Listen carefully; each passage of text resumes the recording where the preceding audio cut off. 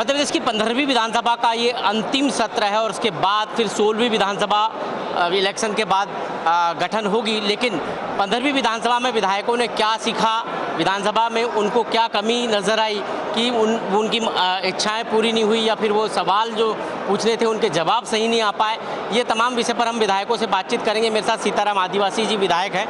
क्या इस बार का सत्र जो है और इसके पहले के जो सत्र हैं, क्या सीखा आपने विधानसभा से? देखो, हमारी सरकार बन नहीं पाई, कांग्रेस की सरकार बनी 15 महीना के लिए। बाद में हमारी सरकार बनी, बनते ही कोरोना आ गया।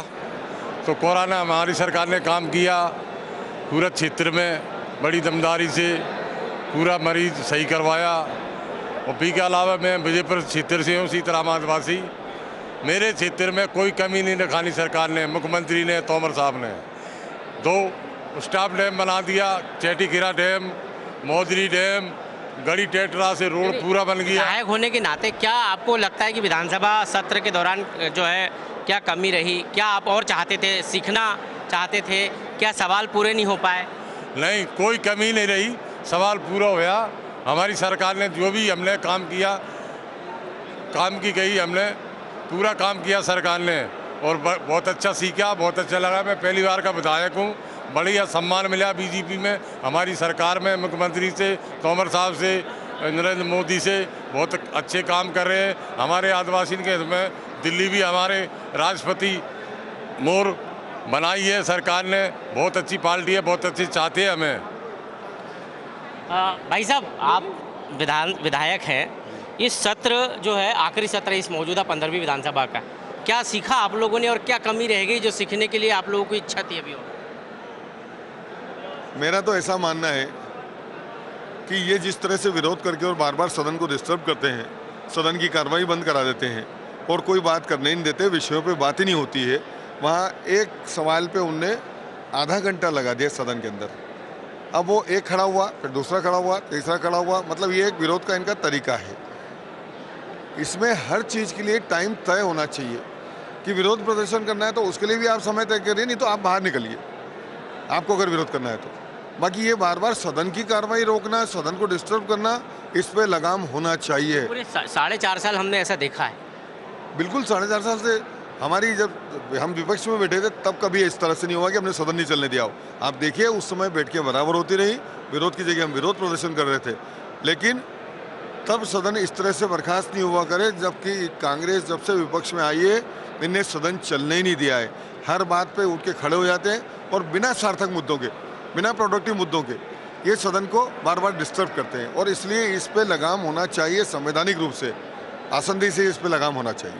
आप क्या कहेंगे, ये मौजूदा सत्र जो आखिरी सत्र है 15वीं विधानसभा का, इन 4.5 सालों में आपने क्या देखा, सत्र के दौरान क्या कमी नजर आई, विधायकों को सीखने के कितने मौके मिले? मैं तो सीनियर विधायक हूँ, मगर बहुत कुछ सीखने को, प्रतिदिन व्यक्ति को सीखने का अवसर मिलता है। और हमने देखा कि ये सत्र के माध्यम से हमने जो आवाज़ उठाई थी वो मध्य प्रदेश के मुख्यमंत्री जी ने हमारे क्षेत्र में पूरी की है।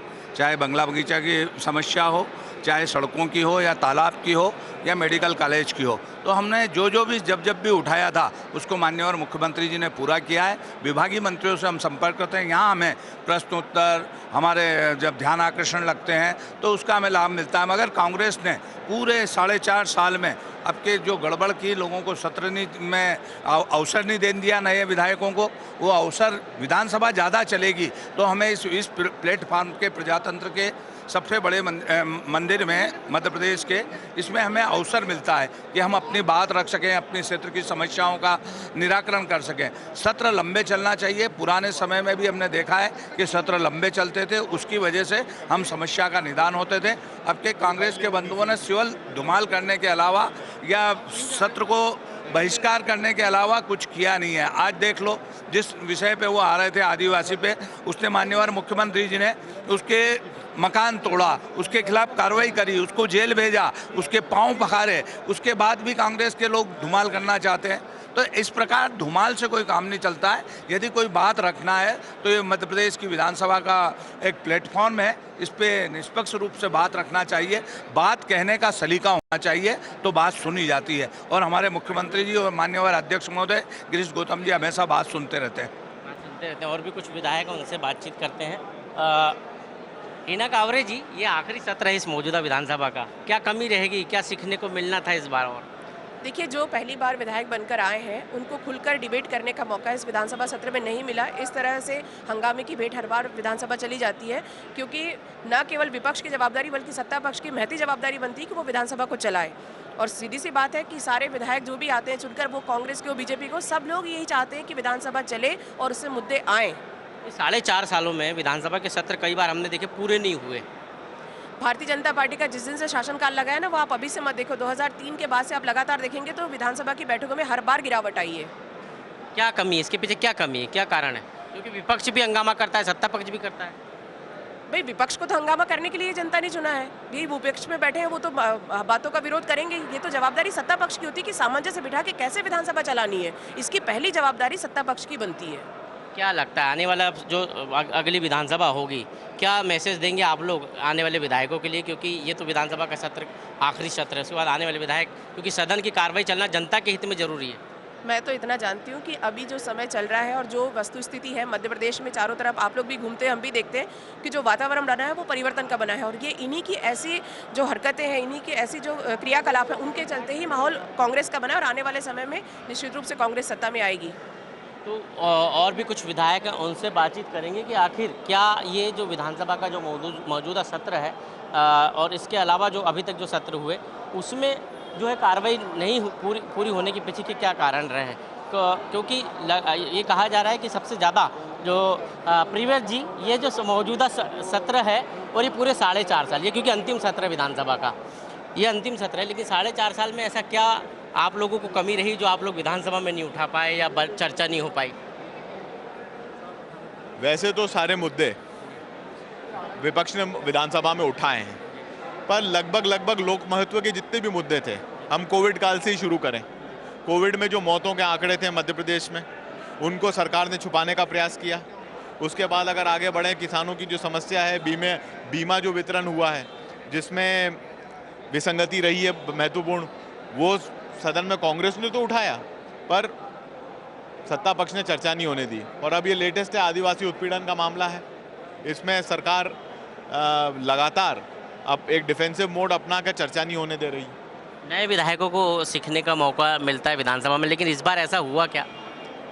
देखिए, नए विधायकों को सीखने का मौका मिलता है ये तो मैं मानता हूँ, और इस बार बहुत कुछ ऐसे घटनाक्रम हुए जिससे जो नए विधायक इस बार चुन के आए थे उनको सीखने का मौका मिला। क्योंकि सरकार बनी कांग्रेस की, किस प्रकार से सरकार कांग्रेस की गिराई गई, उसके बाद कोविड काल में जिस तरीके से तथ्यों को छुपाया गया, और फिर विधानसभा में जिस तरीके से बात करने का मौका नए विधायकों को इस बार मिला है, और नए मुद्दे, क्योंकि इतना राजनीतिक घटनाक्रम समानता होता नहीं है, इस बार राजनीतिक घटनाक्रम ज़्यादा हुआ। इस वजह से एक जो नए विधायक चुन के आए तो उनको इतना एक्सपोजर हुआ जितना हो सकता है। मैं तीसरी बार विधायक हूँ, मेरे को पहली बार ये देखने को मिला कि सरकार गिरती है, फिर ये होता है, फिर ये होता है। तो इस प्रकार से तो नए विधायकों को तो पहली बार में मिल गया ये एक्सपोजर, तो नई चीज़ें सीखने को मिली तो हैं।